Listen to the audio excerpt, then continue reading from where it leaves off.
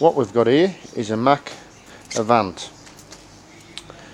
100 bar at 12 litres per minute. Soap at high pressure and also steam. So if you actually turn the steam knob down, that will produce steam. Or turn your soap on, you would then have soap at high pressure. Automatic stop start, so when you let go of the trigger, after a period of time the machine will shut down. Pull the trigger again, the machine should start back up. Your thermostat on your control knob, the on off switch for the burner, and the start of the machine itself. Got your chemical intake pipe on the side, water inlet and high pressure outlet.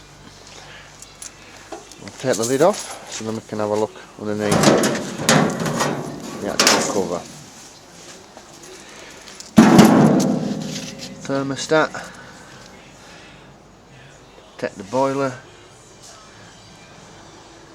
ignition transformer, the motor and the good old Interpump W140 pump with the VB9 unloader and the floor switch. It's just hiding in there with fuel shut off. If you run out low on fuel, it will automatically knock the burner off, and the water tank for your soap at high pressure. Water filter for protection to make sure you don't get any dirt into the system. The burner top with the electrode leads and the fuel pipe going to the top. 24-volt control,